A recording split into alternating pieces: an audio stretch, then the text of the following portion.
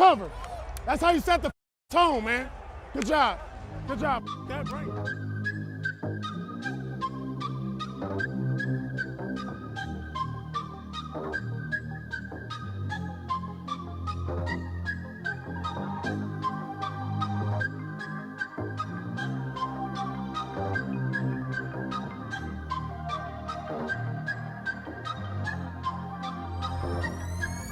What's up, Raider Nation? It's Highlight Hendo. Do the Las Vegas Raiders have the upper hand going into their next 8 games? The Raiders need to take advantage of the fact that no one has tape on this scheme with this personnel grouping. It's going to play a huge factor in each game and how far the team can get in terms of reaching the playoffs, if they can. I think the Raiders go at least 5-3 through their next 8 games. I'm going to say they can beat the Jets on Sunday night. Max Crosby said he left some plays out on the field, so I think this defense could be even more electric this week, and Aiden O'Connell said he played well, but there's always room to improve. So it's nice to hear something really inspiring from the rookie. He anticipates getting better. I think the Raiders win this game 27-13, but here's why. When the Jets played the Giants, the Jets O-line could barely hold the pocket for Zach Wilson. He was 17 of 36. Zach Wilson seems to hold his own at times. He just doesn't get any help when they really need it. Their best wide receiver is Garrett Wilson for sure. So as long as we can keep pressure and contain, they won't have as many explosive plays. I will say that the Jets secondary absolutely looks like a threat after watching them play the Chargers on Monday night. The lack of offensive production in that game was making it hard for me to pay attention though. I'm honestly just most surprised that the Chargers didn't charge her. That being said, the Jets offense couldn't get a third down conversion until there were nearly 2 minutes left in the fourth quarter of that Chargers game. Zach Wilson is mobile, but he only runs when they're miles behind the line. The Giants pass rush was able to get 4 sacks on Wilson, but the Jets were also able to sack the Giants 4 times. That Giants defensive pass rush barely had any QB hits against the Raiders. The Jets tie the game at the end of regulation and win it by a field goal in overtime. I'm not trying to knock either of these teams, but I will say that they are evenly matched. They both have decent secondaries with decent D-line play. Giants more up front, Jets more in the back.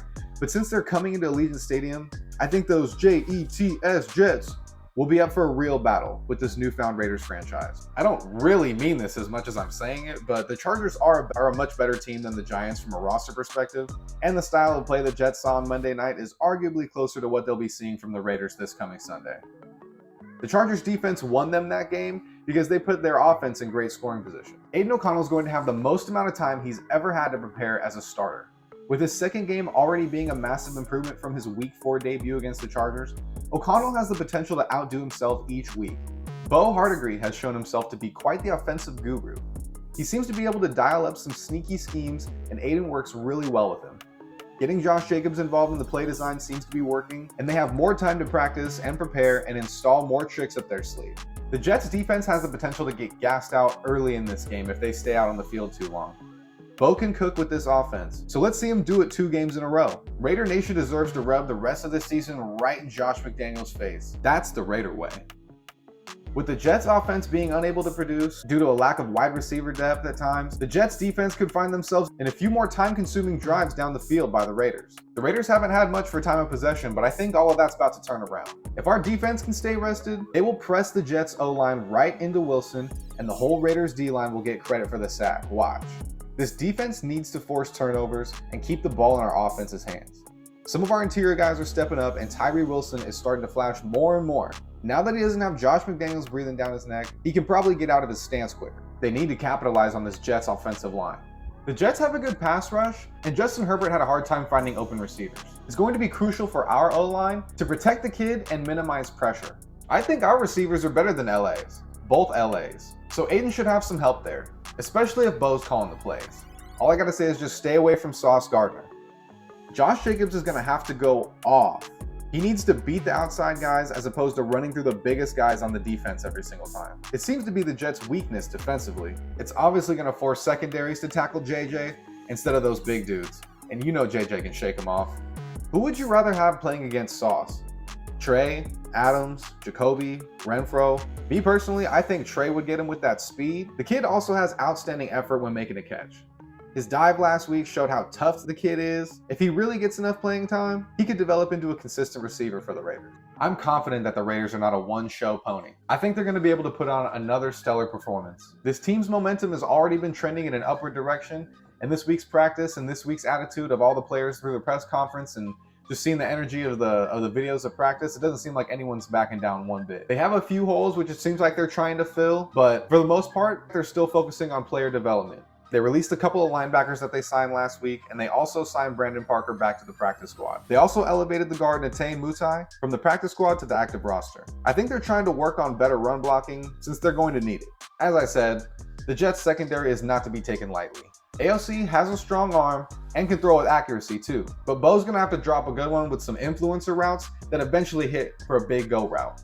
AOC hit that same play to Trey in the preseason to Keelan Cole. They might want to try a new look each week. Just try something new each week. They had a bunch of motion that they were running. That stuff looked good. I'm confident that Bo has some tricks up his sleeve that he never shared with Josh McDaniels. I'm sure Josh never wanted to hear him, and eventually Bo never wanted to share him. Maybe if he had, we probably would have been winning and Bo wouldn't have took his job, but I'm sure glad he did. This team is not a one-win wonder. This Raiders team is gonna come out here and demand a win. They're gonna hit hard and demand that W, the Al Davis way. Hopefully they can kick down every door they walk into for the rest of the season. That would lock Antonio Pierce and Champ Kelly in as head coach and GM. I don't think Dave drained all the draft capital since they were banking on using it this offseason. Champ is going to be able to get the guys they should have got. I guess we're finding out that Dave wasn't as bad as Josh, but they signed up for that, agreed to it, and got paid for it. It's kind of sad for Mark Davis, actually, since he's paying them. And I wouldn't necessarily say they deserve it, but Mark Davis can definitely afford it. Those bastards really knew contracts because they sure duped Mark.